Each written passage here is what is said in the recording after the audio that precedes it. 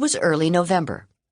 Mrs. Pigeon's second-grade students were hard at work on their pilgrim mural, which had been laid out on the floor. All of the desks had been pushed to one side to make room, and the second-graders were on their hands and knees working with crayons. Gooney Bird Greene was right in the middle, as usual. "I like to be right smack in the middle of everything," Gooney Bird always said. The children's shoes were lined up in the coat room because Mrs. Pigeon had suggested that it would be wise to take them off. If they walked on the edge of the mural, their shoes would leave marks. "We always take our shoes off at home," Keiko had said as she untied her sneakers, "because my family came from Japan, and in Japan people never, ever wear shoes in the house." One by one, the children had removed their shoes. Gooney Bird took the longest because she was wearing hiking boots that laced halfway up to her knees.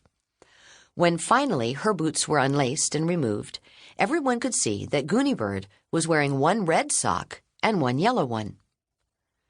"Gooney Bird's socks don't match," Malcolm called out, pointing. "Of course they don't," Gooney Bird said. "I hardly ever wear matching socks." "Doesn't your mother roll your socks neatly into balls when she takes them out of the dryer? Doesn't she match them up very carefully?" Beanie asked. Gooney Bird thought about that. She looked down at her own feet and wiggled her toes. One set of toes in a red sock, one in a yellow. "No," she said. "My mother puts all of my clean socks in a basket on the floor of my closet, and every day I choose two. Some days I feel like matching, but most days I don't. Most often," she went on, "wearing matching things gives me a feeling of ennui." "Oh, my," said Mrs. Pigeon. She went to the board and wrote ennui in big letters. "Class, you know what to do." All of the second graders took their dictionaries out of their desks. At the beginning of the school year, the classroom had only one dictionary, which sat on Mrs. Pigeon's desk next to her coffee mug. But Gooney Bird Greene, the new student, had arrived in October. Gooney Bird had very strong opinions about things. She had brought her own very large dictionary from home. On her first day in the classroom, she announced that she thought that every second grader should have a very large dictionary. Mrs. Pigeon, who was not accustomed to Gooney Bird yet, smiled. "We've always just used this one," she said, picking up the dictionary from her desk. It was slightly dusty. "The school provided it, and it's pretty old, but the school budget doesn't allow for bigger or better dictionaries." "If someone provided newer, more interesting dictionaries, one for each child, would you use them?" Gooney Bird asked. Mrs. Pigeon laughed. "Yes," she said, "of course I would." "Give me 1 week," Gooney Bird said. Exactly 1 week later, a very heavy box containing 22 very heavy dictionaries was delivered to Mrs. Pigeon's classroom by a man who had tattoos and big muscles. He brought the box in on a wheeled dolly. "How on earth did you accomplish this, Gooney Bird?"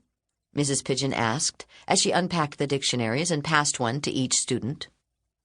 "I planned my work," Gooney Bird said, "and then I worked my plan."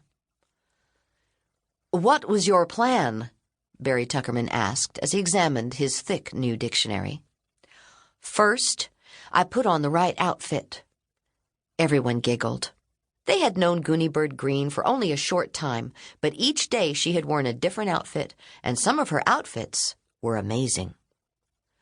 "What did you wear?" asked Keiko. "Pajamas and cowboy boots?" That was what Gooney Bird had worn on her first day at school. "Of course not. This was for a businesslike visit.